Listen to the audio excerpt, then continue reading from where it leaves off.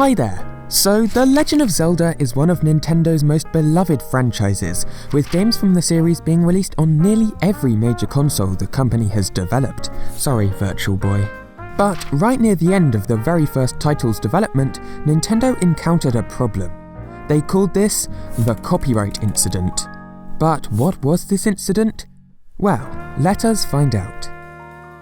It was the 17th of September 1985, 2 weeks after the release of Super Mario Bros., and composer Koji Kondo was handed an official request for work for a new game Nintendo were working on. This game's development was well underway by that point, with the request including some rough depictions of the game's visuals. Kondo was to be the composer for this new game then. However, the music descriptions written by the team were very vague. For the Fairy Fountain theme, which never ended up in the final game, the brief read Life Fountains, Fanfare, Sparkly. For the dungeon music, it simply read Short BGM. For the title screen, it read Title Music. So not a lot of direction given, huh? In spite of this, Kondo got started right away. Since he'd been working on Super Mario Bros., he knew that this game's music had to be completely different. The games were set in completely different worlds and with completely different feels to them. However, this time around, Kondo had a trick up his sleeve.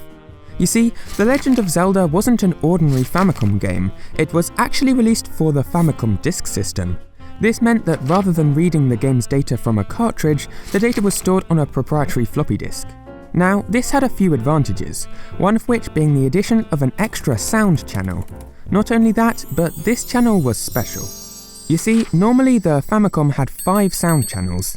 2 of them played pulse waves, which sound like this, or this, depending on how you set them up. A triangle wave channel, which sounded like this. That one was often used for bass lines. A noise channel, which sounded like this, or occasionally this. That one was usually used for percussion. And finally, a sample channel, which could sound like anything you wanted. Kind of. Samples used up so much space that there really wasn't a lot of practical usage of this channel, beyond timpani drums in Super Mario Bros. 3, plus the occasional voice clip. But the Famicom Disk System added a magical new channel, which allowed the composer to write their own short waveforms, then store them in this place called a wavetable. When it came time to play a sound, any one of the waveforms in the wavetable could be repeated to mimic the sound of a huge variety of instruments. Anyway, slight digression. Essentially, this new sound channel allowed Kondo to utilise a far greater range of sounds. And so, Kondo began his compositional journey. For the overworld theme, he knew he wanted something to match the adventurous feel of the game. However, that was easier said than done. In his words, I had to create brave, gallant music through a small number of sounds, and it took a long time to complete. However, the theme he eventually ended up with was this.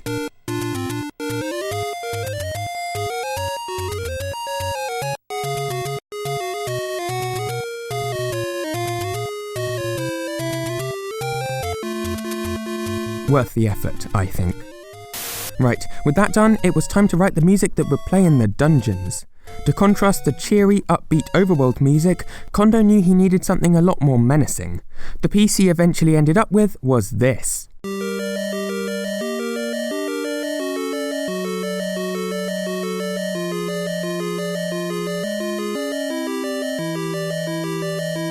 It was unnerving and discordant, plus filled with arpeggios.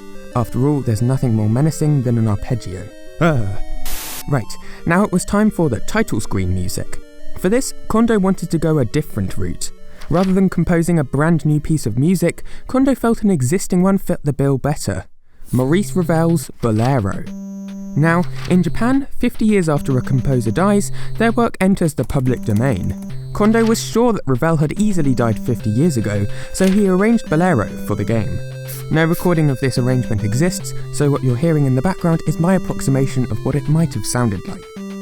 Now, Kondo wasn't one to ask feedback in the midst of composing, so only once he was finished did he show his work to director Shigeru Miyamoto. Luckily, Miyamoto approved of everything except for the warp whistle sound. Here's the final version, which Kondo had to recreate a number of times before Miyamoto would approve it to go in the game. But once all of Kondo's music had been given the green light, the team were just about finished with the game. Phew, it was finally time for The Legend of Zelda to be released. Then they realised something. Maurice Ravel, composer of the title theme, had actually died 49 years and 11 months ago. They were just outside the 50-year boundary for public domain. This meant that they would have to remove the current title theme and write a whole new one. However, Zelda was going to launch alongside the Famicom Disk System, so there was no way it could be delayed. And so, in desperation, Koji Kondo pulled an all-nighter, creating a brand new piece of music for the title screen instead. In his words, "I was desperate, it was really down to the wire." Now, the piece he eventually ended up composing was a new arrangement of the game's existing Overworlds theme, but slower and more grandiose.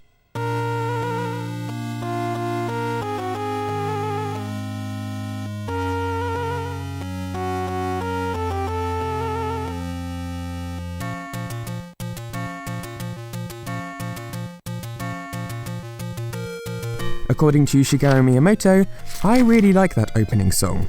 It's sort of like music in a spaghetti western film." And so, Nintendo managed to release the game in February of 1986 after all, title screen music and all. And that's the story of the copyright disaster that almost killed The Legend of Zelda. Okay, maybe that was a little melodramatic. But hey, where would Zelda be without that iconic title screen music? Dead, I bet. Maybe. Hi there, thanks for watching to the end. What's your favourite piece of music from Zelda? Is it the spaghetti western style title theme or something else? Let me know in the comments. Plus, subscribe for more videos like this and share this video with your friends if they'd be interested. Right, I'll see you next week. Bye!